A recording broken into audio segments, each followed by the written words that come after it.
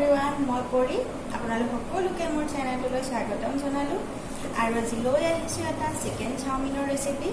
আৰু এই ৰেচিপিটো মই কেনেদৰে বনাইছোঁ আপোনালোক সম্পূৰ্ণ গোটেইখিনি কৈ যাম একেবাৰে সহজ পদ্ধতিৰে আপোনালোকে ঘৰতেই বনাই খাব পাৰিব আৰু কি সামগ্ৰী লাগে মই গোটেইখিনি ধুনীয়াকৈ বুজাই দিম আপোনালোকে ঘৰতেই বনাই খাব পাৰিব তেনেহ'লে বলক আমি ৰেচিপিটো আৰম্ভ কৰোঁ আৰু আপোনালোকে ভিডিঅ'টো সম্পূৰ্ণ শেষলৈকে চাই থাকিব কাৰণ মই শেষত আপোনালোকক আজি কেইটামান কথা সুধিম মোক আপোনালোকে কমেণ্ট কৰি জনাব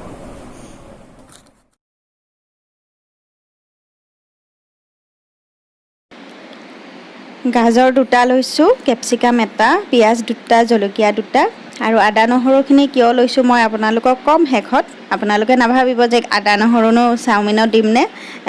চিকেনখিনি মই ধুই পেলাই চাফা কৰি লৈছোঁ এইখিনি বইল কৰি ল'ম চিকেনখিনি আৰু ইয়াত চাওমিন দুপেকেট মই এনেদৰে সিজাই ল'ম চাওমিনখিনি মেইন কথা কাৰণ চাওমিনখিনি সিজাওঁতে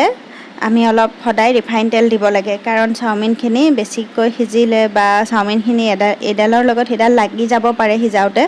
সেইটো কাৰণে অলপ ৰিফাইন তেল দি দিব লাগে এয়া মই ৰিফাইন তেল দি দিছোঁ ৰিফাইন তেল দিলে তেতিয়া চাওমিনখিনি এডালৰ লগত সেইডাল লাগি নাযায় আৰু চাওমিনখিনি যেতিয়া ভালদৰে সিজি যাব তেতিয়া ঠাণ্ডা পানীৰে ভালদৰে ধুই দিব লাগে আৰু ভালদৰে গৰম পানীটো ভালদৰে ছাকি ল'ব লাগে মই এতিয়া এখন চাকনিত এনেদৰে পানীটো ছাকি লৈছোঁ আৰু ঠাণ্ডা পানীৰে পূৰা এনেদৰে 5বাৰমান ধুই দিম আৰু যাতে চাওমিনখিনি ছেপাৰেট হৈ যায় এডালৰ লগত সিডাল যাতে লাগি নাথাকে এয়া মই এনেদৰে পানীৰে ধুই লৈছোঁ এনেদৰে ভালদৰে ধুই ল'লে তেতিয়া চাওমিনখিনি এডালৰ লগত সিডাল লাগি নাথাকে আৰু মই পিঁয়াজকেইটা এনেদৰে ৰাউণ্ডকৈ কাটিছোঁ আৰু কেপচিকাম আৰু গাজৰখিনি এনেদৰে অলপ দীঘল চাইজত কাটিছোঁ আৰু আদা আৰু নহৰুখিনি মই এনেদৰে স্ক্ৰেপ কৰি ল'ম স্ক্ৰেপনাৰত আৰু স্ক্ৰেপ কৰি পেলাই এইখিনি মই চাকনি এখনত ভালদৰে ৰসটো চেপি পেলাই উলিয়াই ল'ম চাবচোন আপোনালোকে চাই থাকক তাৰপাছত কি কৰিম সেই ৰসখিনি মই আপোনালোকক কৈ আছোঁ আপোনালোকে আকৌ নাভাবিব যে মই আদা নহৰু চাওমিনত দিম নেকি চাওমিনত আদা নহৰু কেতিয়াও দিব নালাগে কিন্তু আচলতে কি মই চিকেনত সদায় আদা নহৰু ৰস অলপ দিওঁৱেই চিকেন চাওমিন বনালে যেতিয়া চিকেনখিনি ফ্ৰাই কৰোঁ তেতিয়া মই আদা নহৰুৰ অলপমান ৰস দি দিওঁ আৰু এনেদৰে বইল কৰা চিকেনখিনি মই এনেদৰে এৰাই লৈছোঁ এতিয়া কেৰাহী এখন গেছত পাতি দিছোঁ দি অলপমান ৰিফাইন তেল দি পেলাই তাত কেপচিকাম আৰু গাজৰখিনি অলপ সময় 5 মিনিটমান সময় ফ্ৰাই কৰি ল'ম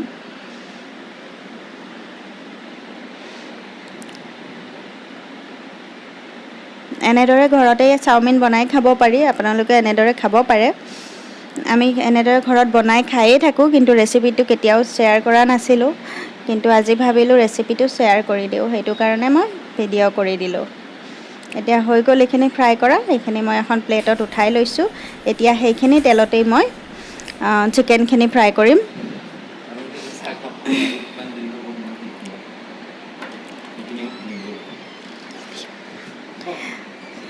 এয়া মই চিকেনখিনি ফ্ৰাই কৰি লৈছোঁ এতিয়া ৰিফাইন তেল অলপ দি পেলাই এতিয়া অলপ নিমখ দিছোঁ পিঁয়াজ অলপ দিছোঁ বেছি দিয়া নাই আৰু এতিয়া আদা নহৰু ৰসখিনি ইয়াত দি দিছোঁ আৰু অকণমান পানী ছটিয়াই দিছোঁ যাতে তলত লাগি নাযায় দি এনেদৰে অলপ সময় ফ্ৰাই কৰি ল'ম 10 মিনিটমান সময়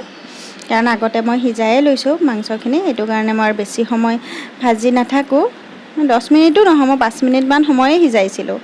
আকৌ সেইখিনি তেলতে মই বাকী থকা পিঁয়াজখিনি দি দিছোঁ জলকীয়া দুটা দি দিছোঁ এতিয়া পিঁয়াজ আৰু জলকীয়াখিনি অলপ সময় ভাজি ল'ম পূৰা ভালদৰে ফ্ৰাই নকৰোঁ অলপ সময় ভাজি ল'ম আৰু এইখিনি অলপ সময় ভাজি হোৱাৰ পিছত এতিয়া ইয়াত মই এপেকেট মেগী মছলা দি দিছোঁ এইখিনি পুনৰ অলপ সময় ভাজি লৈছোঁ এতিয়া মই ইয়াত দিম চাওমিনখিনি মই এতিয়া চাওমিনখিনি দি দিছোঁ আৰু এতিয়া ভালদৰে এইখিনি লৰাই দিম লাহে সাৱধানে লৰাব আপোনালোকে যদি দীঘলকৈ খাব বিচাৰে মই আমাৰ ঘৰৰ মানুহে ইমান দীঘল হৈ থাকিলে বেয়া পায় এইবাবে মই অলপ চিঙি এৰাই দিছোঁ এতিয়া মই দিছোঁ কেপচিকাম আৰু গাজৰখিনি ফ্ৰাই কৰা গাজৰ আৰু কেপচিকামখিনিও দি দিছোঁ এতিয়া আৰু পুনৰ অলপ সময় এনেদৰে লৰাই দিম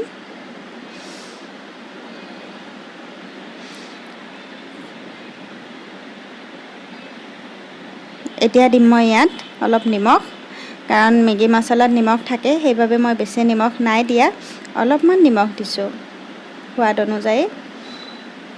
নিমখটো বেছি হ'লে এনেও খাবলৈ ভাল নালাগে। এতিয়া ইয়াত দিছোঁ মই চিকেনখিনি। এতিয়া অলপ সময়, বেছি সময় নহয়, 1 মিনিট 2 মিনিটমান সময় ভাজিলেই এইখিনি হৈ যাব। এতিয়া অলপমান টমেটো চচ দি দিছোঁ।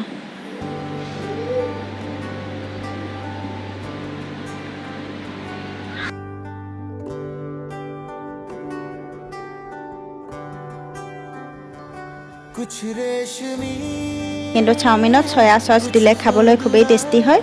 আপোনালোকে বনালে চয়া চচ দিব, যদিহে আপোনালোকৰ থাইৰয়ড নাই।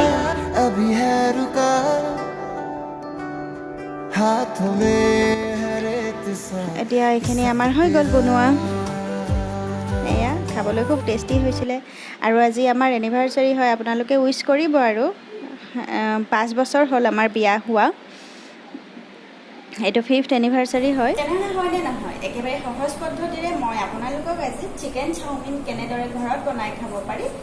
পাৰিব। আৰু মই কৈছিলোঁ যে মোৰ কেইটামান কথা সুধিবলগীয়া আছে আপোনালোকক। আৰু কথাকেইটা হৈছে কি, আজি কেইদিনমানৰ পৰা মোৰ খুব পেটটো বিষাই থাকে, আৰু নাভিটোৰ ওচৰতে বিষায়, কেতিয়াবা তলপেটো বিষায়। আৰু আপোনালোক মহিলাসকলে নিশ্চয় জানে যে মেন্সৰ প্ৰব্লেম হ'লে অলপ বিষটো হয়, কিন্তু মোৰ আজি কেইদিনমানৰ পৰা এই বিষটো হৈ আছে। যদি আপোনালোকৰ মাজৰ কোনোবাই জানে যে কিয় এনেকৈ বিষাই থাকে, প্লিজ মোক কমেণ্ট কৰি জনাব। আৰু মই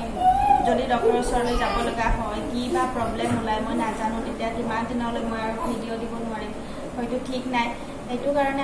আপোনালোকে যদি জানে মোক প্লিজ কমেণ্ট কৰি জনাব, কিয় মোৰ এনেকৈ পেটটো বিষাই থাকে। পেটটোৰ পৰা মোৰ একেবাৰে পিঠিলৈকে বিষ হয়, কিয় নাজানো ইমান বিষ হয়, মানে কেতিয়াবা একে বুকুৰ ওচৰলৈকে বিষায়, কিয় এনেদৰে বিষায় মই একেবাৰে ধৰিব নোৱাৰোঁ। আপোনালোকে মোক ক'বচোন যদি জানে। এইখিনিয়ে মোৰ ক'বলগীয়া আছিলে। আজি ভিডিঅ'টো ইমানতে সমাপ্ত কৰিছোঁ। ধন্যবাদ।